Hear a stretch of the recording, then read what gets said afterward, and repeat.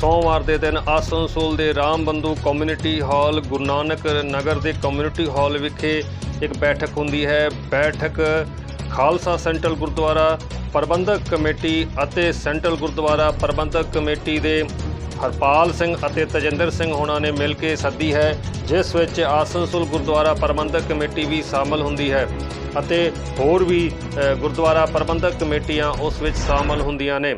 हरपाल सिंह जौहल ਅਤੇ तजिंदर सिंह होना ने दावा किया है कि जिहड़ी सेंट्रल गुरुद्वारा प्रबंधक कमेटी जगदीश सिंह होना की अगवाई में चल रही है वो सरासर उसनूं असीं नहीं मानते ਅਤੇ 30 गुरुद्वारियां दी साडे को समर्थन हासिल है। 30 गुरुद्वारा प्रबंधक कमेटियां दे समर्थन दे नाल असीं उस जगदीश सिंह होना की सेंट्रल गुरुद्वारा प्रबंधक कमेटी नूं खारज करते हाँ। नाल दे नाल कश्मीर दे विच चल रहे जो सिख बच्चियां दे उत्ते जबरन जुल्म हो रहा है ਅਤੇ ਉਹਨਾਂ ਨੂੰ इस्लाम कबूल करवा के उन्हों का निकाह पढ़ाया जा रहा है, इसकी भी आपां घोर निंदा करते हाँ। इस बैठक के बाद ही सियासत तेज हो चुकी है ਅਤੇ गुरुद्वारा प्रबंधक कमेटियां साडे नाल है ये दावा कर रहे हैं। खालसा सेंट्रल गुरुद्वारा प्रबंधक कमेटी के मुखी हरपाल सिंह जौहल ਅਤੇ तजिंदर सिंह होना की जी सेंट्रल गुरुद्वारा प्रबंधक कमेटी ने ये दोवें मिल के दावा कर रहे हैं कि इलाके के 30 गुरुद्वारों का समर्थन सानू हासिल है। इत्थे इकत्तरता की गई है 2-3 मुद्दों को लैके। इत्थे जिहड़ी साडे बड़ी दुखदाई घटना हुई है कि जम्मू कश्मीर के विच सिख युवतियां दे नाल उहदी निंदा की गई है कमेटी वालों, इकत्तरता वालों, और ये उत्ते सीरीयसली ये कहा गया है, सरकार को बेनती की गई है प्रैस राही कि ये उत्ते सेंटर गौरमेंट पूरा अपना संज्ञान लवे और ऐसे जिहड़े लोग ने जिहड़े सिख कौम की इज्जत नाल खेडना चाहते हैं उन्होंने कभी माफ़ ना करे। और असी शांति प्रिय लोग हाँ और असी चाहते हैं कि इस मुल्क की तरक्की वास्ते असी अपना योगदान पाइए, पाया भी है। असी कई मुद्दतां तो इस कौम इस देश के नाल साढ़े वड्ड वडेरियां दी भी कुर्बानियां है और साडियां भी एस प्रजेंट हुण भी साडे लोग लगे हुए आ। इस करके इन्हां दी कुर्बानियां नूं ध्यान में रखदे होए इन्हां दी सेवा नूं ध्यान में रखदे होए सेंटर गौरमेंट को ये चाहिए है कि जल्दी तो जल्दी ऐसे शरारती तत्वां नूं ठोक के अंदर बंद करे और जे ऐसा काम सेंटर गौरमेंट ने ना किया तो फिर सिख कौम ऐसियां गल्लां नूं कतई बर्दाश्त नहीं करेगी। और फिर ये ना सेंटर गौरमेंट सानूं कहे जां सरकारां सानूं कहण कि तुसीं ये मुद्दे अपने हाथ च क्यों लए। असीं फिर सज़ा देनी जानते हैं, असीं जाना देनियां भी जानते हैं, जाना लैनियां भी जानते हैं। इस मुद्दे के उत्ते कभी किसी को माफ़ नहीं करांगे। और ये मेन गल हैगी आ जिहड़ी लड़कियां बारे। दूजी जिहड़ी सरदार तजिंदर सिंह जी ने गल की है कि इत्थे जिहड़ी एक कमेटी रात के हनेरे अचानक पैदा कर दी जगदीश सिंह जी होना ने, उस कमेटी नूं इत्थे सारियां कमेटियां ने रल के खारज किया है। वो कोई भी इकत्तरता करके अपनी मनमानी करते हैं। हुण इकत्तरता करके उन्होंने ये गल कही है उत्थे बरनपुर रोड पर एक दुकान 'च बैठ के कि असी तख्त श्री हरिमंदर साहब जी के प्रधान हाँ। ये भी बड़ी माड़ी निंदनीय गल आ, इस तरह नहीं होनी चाहिए। और साडी बेनती आ सारिਆਂ ਨੂੰ कि कोई भी गल करन तो पहला 4 वारी विचारो। और साडा अज मैं तुहाडे माध्यम नाल ये कहना चाहुंदा है कि इत्थे दी इकत्तरता ये चाहुंदी आ कि साडा भाईचारा मजबूत होवे। असीं जिथे भी बैठे हैं साडी एकता झलके असीं 1-2 कमेटियां नूं एक करन दी कोशिश की है, इन्हां 2 नूं 3 कर रहे हैं। तो फिर दोबारा मैं जिन्नियां साडियां कमेटियां गुरुद्वारा प्रबंधक कमेटियां हैगियां मैं उन्हां नूं रिक्वेस्ट करदा कि ऐसे लोगों नूं तुसीं खुद ही पछाणो और धड़ेबाजियां च ना पाओ, सच नूं पछाणो। जो चंगा काम करदा उहनूं सामने लियाओ और योग्यता के हिसाब नाल लियाओ। जिहड़े बंदे योग ने उन्हां नूं सामने लियाओ। धार्मिक तौर पर योग होने चाहिए और वो शिक्षित तौर पर योग होने चाहिए जिहड़ा किसी से गल भी कर सके, जिहड़ा हिंदी पंजाबी इंग्लिश को समझ सके, बोल ना सके समझ तो सके। हुण इत्थे साडे प्रधान साहब सरदार जगदीश सिंह जी की करते हैं, किस तरह दी गल्लां करते हैं, ये तुसीं खुद ही जानते हो। इस करके खुद जिस बंदे च खुद कमजोरियां हैं उन्होंने खुद आप ही कहना चाहिए है कि मैं किस पोस्ट के लायक हैगा, किस दे लायक नहीं है। रब ने तुहानूं धन दौलत दिता, इसदा मतलब ये नहीं है कि तुसीं आप भी दुखी हो तो लोगों को दुखी करो, है ना। इस तरह मेरी ये बेनती है, इनू मनन। वाहिगुरू जी का खालसा, वाहिगुरू जी की फतेह। और सिख जो गुरुद्वारे की मैनेजमेंट कमेटी है उसको रिप्रेजेंट करती है सेंट्रल गुरुद्वारा प्रबंधक कमेटी। उसका तकरीबन इस इलाके के 30 गुरुद्वारा प्रबंधक कमेटी और जितनी भी सभा सोसाइटीज़ हैं, जो एंसिलरी यूनिट्स हैं हमारे गुरुद्वारा प्रबंधन के साथ जुड़ी हुई, उन सबको बुला करके यहीं गुरु नानक नगर में 1 अप्रैल को यहाँ पर मीटिंग रखी गई थी।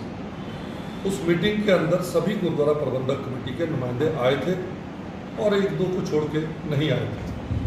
तो उसमें इस प्रबंधन कमेटी की, सेंट्रल गुरुद्वारा प्रबंधक कमेटी के नए चुनाव के बारे में विचार करने के लिए हमने विचार चर्चा रखी थी।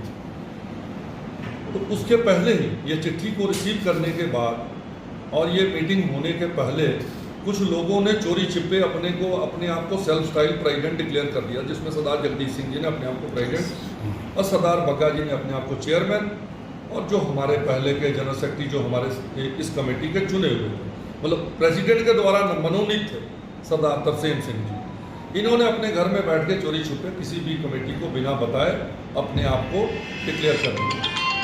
तो हमने जब चुनाव की प्रक्रिया शुरू की 1 अप्रैल को यहाँ गुरु नानक नगर में सभी प्रबंधक कमेटियों की मौजूदगी में, तो हमने उनसे ये निवेदन किया कि भैया आप ये बताइए हमको सब मिल करके कि क्या उस कमेटी के बारे में क्या करना चाहिए। तो यूनानिमसली पूरी 30 गुरुद्वारा प्रबंधक कमेटियों ने उस कमेटी को खारिज कर दिया कि ये जो नुमाइंदगी है वो सेंट्रल गुरुद्वारा प्रबंधक कमेटी करेगी। इसमें एक एडिशन और है कि यहाँ पर उसके पहले भी 2 कमेटी काम कर रही थी, एक खालसा सेंटर कमेटी थी और एक सेंट्रल गुरुद्वारा प्रबंधक कमेटी। तो हम लोगों ने ये कन्फ्यूज़न को दूर करने के और जो खालसा सेंटर कमेटी थी दैट वाज हेडेड बाय सरदार हरपाल सिंह जी जौहल, तो इलाके के लोगों ने बोला भी चलो भाई एकता लाने के लिए और बेटर कम्युनिकेशन करने के लिए, यहाँ सौहार्द और अच्छे तरीके से काम करने के लिए हम लोगों को इस दोनों कमेटियों को मर्ज करना। तो ये प्रस्ताव भी पारित हुआ। 30 गुरुद्वारा प्रबंधक कमेटी ने कहा कि खालसा सेंटर कमेटी और सेंट्रल गुरुद्वारा प्रबंधक कमेटी दोनों मर्ज होकर के एक कमेटी बनेगी। तो उसके साथ साथ ही 30 गुरुद्वारा प्रबंधक कमेटी जो बर्दवान जिले को रिप्रेजेंट करती हैं, सबों ने एक मत होके ये डायरेक्शन दी, ये मता पास किया, ये डिसीजन लिया कि जो कमेटी चोरी छिपे बनी है, जो सरदार जगदीश सिंह जी अपने आप को एलिजेड वो प्रेसिडेंट डिक्लेयर करते हैं, उस कमेटी को सबों ने मिलकर खारिज कर दिया। और पेंडेमिक की वजह से आने वाले दिनों में उसका जब ड्यू कोर्स होगा, जब उसका टाइम पूरा होगा, टेन्योर पूरा होगा, तो नई कमेटी वो जो संवैधानिक तरीके से चुनी जाती है, वो चुनने के बाद हम लोग उसकी जो बनतर है, जो उसकी कॉन्स्टिट्यूशन है, उसको अखबार के माध्यम से, संवाद माध्यम से डिक्लेयर करें। तो ये स्पष्ट है कि इस इलाके में एक ही सेंट्रल गुरुद्वारा प्रबंधक कमेटी जो गलत तरीके से गलत लोगों ने बनाई है, उसको सभी गुरुद्वारा प्रबंधक कमेटी ने एकजुट होकर खारिज किया।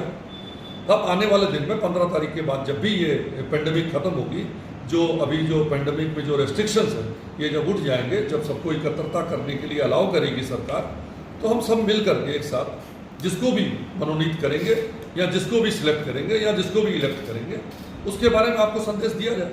और तब तक के लिए ये जो कमेटी है वो केयर टेकर के तौर पर अपना काम कर रही है। हमने ऑक्सीजन सिलेंडर की व्यवस्था की, ऑक्सीजन फ्री लंगर का व्यवस्था किया, जिसके लिए हमारे डीएम साहब ने हमारी इस कमेटी को रिकमेंड करते हुए एक रिटन परमिशन दी और रिटन हम लोगों को एप्रिसिएशन लेटर भी दिया। और इसी तरह से हम लोग आगे भी काम करते रहेंगे। तो किसी तरह का समाज में कन्फ्यूज़न नहीं फैले, इसलिए जो समाज का जो डिसीजन है वो आप संवाद माध्यम के द्वारा हम जता देना चाहते हैं, दोबारा फिर रिपीट कर देना चाहते हैं। सर बोल रहे हैं वो आप बार बार बता रहे हैं कि 30 गुरुद्वारा मिलकर इसको खारिज किया है, किसी लिखित रूप में खारिज किया, तो वो कागज़ हमको आज देंगे। अभी मेरे पास रेजोल्यूशन साथ में ही, मैं लेके आया, वो दे दूंगा कौन कौन से गुरुद्वारा कमेटियाँ जिन्होंने किया, वो रेजोल्यूशन आपको कॉपी मिल जाएगी। अच्छा, आप तो ना उसके बारे में अगर हरपाल सिंह जी ये कॉन्स्टिट्यूएंट है, इनका भी आप बयान ले सकते हैं। ਦੂਸਰੇ ਪਾਸੇ ਇਸ ਵਿਸ਼ੇ ਨੂੰ ਲੈ ਕੇ ਸੈਂਟਰਲ ਗੁਰਦੁਆਰਾ ਪ੍ਰਬੰਧਕ ਕਮੇਟੀ ਜੋ ਕਿ ਜਗਦੀਸ਼ ਸਿੰਘ ਉਹਨਾਂ ਦੀ ਅਗਵਾਈ ਵਿੱਚ ਚੱਲ ਰਹੀ ਹੈ ਅਤੇ ਕਾਰਜ ਵੀ ਬੜੇ ਹੀ ਸੇਵਾਮੂਲਕ ਕਾਰਜ ਲਗਾਤਾਰ ਕੋਰੋਨਾ ਦੇ ਵਿੱਚ ਕਰ ਰਹੇ ਨੇ। ਉਹਨਾਂ ਨੇ ਆਖਿਆ ਹੈ ਕਿ ਖਾਸ ਕਰਕੇ ਜੋ ਕਿ ਪ੍ਰਵਕਤਾ ਨੇ ਸੈਂਟਰਲ ਗੁਰਦੁਆਰਾ ਪ੍ਰਬੰਧਕ ਕਮੇਟੀ ਦੇ ਮਨਜੀਤ ਸਿੰਘ ਨਿਰਸਾ ਹੋਣਾ ਨੇ ਕਿਹਾ ਹੈ ਕਿ ਇਹ ਜੋ ਬਿਆਨਬਾਜ਼ੀ ਹੈ ਘੱਟ ਕਰਨ ਅਤੇ ਮਾਨਵਤਾ ਦੀ ਜੋ ਸੇਵਾ ਹੈ ਗੁਰੂ ਦੀ ਜੋ ਸੇਵਾ ਹੈ ਉਹ ਕਰਨ 'ਚ ਸਾਰੇ ਹੀ ਪ੍ਰਬੰਧਕ ਜ਼ੋਰ ਲਗਾਉਣ। ਅਤੇ ਨਾਲ ਦੇ ਨਾਲ ਸੈਂਟਰਲ ਗੁਰਦੁਆਰਾ ਪ੍ਰਬੰਧਕ ਕਮੇਟੀ ਦੇ ਜਿਹੜੇ ਕਿ ਸਕੱਤਰ ਨੇ ਤਰਸੇਮ ਸਿੰਘ ਹੁਣੀ, ਉਹਨਾਂ ਨੇ ਵੀ ਆਖਿਆ ਹੈ ਕਿ ਇਹ ਜੋ ਸੰਸਥਾ ਹੈ ਸਾਡੀ ਪਟਨਾ ਸਾਹਿਬ ਤਖਤ ਸ੍ਰੀ ਪਟਨਾ ਸਾਹਿਬ ਤੋਂ ਸਾਨੂੰ ਵੀ ਇਸ ਵਿਸ਼ੇ 'ਚ ਨਵਾਜਿਆ ਗਿਆ ਹੈ ਅਤੇ ਉਹਨਾਂ ਨੇ ਵੀ ਸਾਨੂੰ ਸਮਰਥਨ ਦਿੱਤਾ ਹੈ ਅਤੇ ਕਿਹਾ ਹੈ ਤੁਸੀਂ ਆਪ ਇਲਾਕੇ ਵਿੱਚ ਇਸੇ ਤਰ੍ਹਾਂ ਸੇਵਾ ਕਰਦੇ ਰਹੋ। ਸੈਂਟਰਲ ਕਮੇਟੀ ਦੇ ਵੱਲੋਂ ਸਰਦਾਰ ਜਗਦੀਸ਼ ਸਿੰਘ ਉਹਨਾਂ ਦੀ ਅਗਵਾਈ ਵਿੱਚ ਤੇ ਜੋ ਵੀ ਸਹਾਇਤਾ ਹੋਏਗੀ ਤਖਤ ਸ੍ਰੀ ਪਟਨਾ ਸਾਹਿਬ ਹਰ ਸਮੇਂ ਆਪ ਜੀ ਨੂੰ ਕਰਦਾ ਰਹੇਗਾ। ਇੱਦਾਂ ਦੇ ਹੀ ਬਿਆਨ ਸਰਦਾਰ ਤਰਸੇਮ ਸਿੰਘ ਜੋ ਕਿ ਸਕੱਤਰ ਨੇ ਸੈਂਟਰਲ ਗੁਰਦੁਆਰਾ ਪ੍ਰਬੰਧਕ ਕਮੇਟੀ ਉਹਨਾਂ ਨੇ ਦਿੱਤੇ हैं। सेंट्रल कमेटी जो हम लोग का वेस्ट बंगाल का बना है ये सर्वसम्मति से और हमारे वर्तमान से लेकर इरशाद तक के गुरुद्वारों का बहुमत के साथ बना है। कोई ऐसा नहीं है कि लुका छिपी करके बनाया गया है, रात के अंधेरे में बनाया गया, ऐसी कोई बात नहीं है। 23 गुरुद्वारों ने अपना मौखिक, लिखित और अपने अपने बयान दिए हैं, वो सब हमारे पास मौजूद है। हम लोगों ने बहुत ही साफ सुथरी कमेटी अध्यक्ष जगदीश सिंह संधू जी के अगुवाई में बनाई है और जिसका कार्यक्रम भी लगातार आप लोग देख रहे हैं। लगातार हम लोगों ने राशन से लेके ऑक्सीजन से लेके जो भी गरीब हमारे सिख भाई हैं उनके बारे में निरंतर प्रयास कर रहे हैं और आगे भी हम लोग, हमारा किसी सिख भाई को कोई दिक्कत ना हो उसका प्रयास हम लोग जारी रखेंगे। और बाकी जो आरोप प्रत्यारोप चलते रहते हैं और बहुमत का सभी को सम्मान करना चाहिए। जिसके पास बहुमत है उसकी सरकार है। बाकी हमारा जो तख्त श्री पटना साहब है वो हमारा सर्वोच्च तख्त है, उसके कोई भी जो पदाधिकारी हैं हमारे पास आएंगे, हम जिस जगह पर भी रहेंगे उनका सम्मान करेंगे और उनके बताए हुए रास्ते पर आगे बढ़ेंगे। और हम पटना तख्त श्री पटना साहब में नतमस्तक है और हमारे जो भी मेंबर वहाँ चुने जाते हैं या जो भी पदाधिकारी चुने जाते हैं, हमारा कर्तव्य बनता है कि सबका सत्कार करना और हम सत्कार करते रहेंगे। और फिर हम सभी से, अपने सिख भाई अपने भाई हैं, विनती करेंगे कि बहुमत का सम्मान करें और बहुमत को स्वीकार करें। और हम लोग की जो कमेटी है, हम आपके माध्यम से बताना चाहते हैं कि हम लोग ना किसी की बदनामी करते हैं, ना राजनीति करते हैं। हम लोग साफ सुथरी कमेटी के हिसाब से ही लोगों की सेवा करने के लिए, सिख भाई की सेवा करने के लिए ही कमेटी बनाई है और आगे भी आप लोगों को कोई शिकायत नहीं मिलेगा। हम लोग हर गुरुद्वारा में जाएंगे, किसी सिख भाई को जो जरूरत होगा उसकी हम लोग सेवा करेंगे, इसका हम वचन देते हैं, इसको हम लोग निभाएंगे। वाहिगुरु जी का खालसा, वाहिगुरु जी की फतेह। वाहिगुरु जी का खालसा, वाहिगुरु जी की फतेह। मैं Tarsem Singh, general secretary central Gurdwara Prabandhak committee.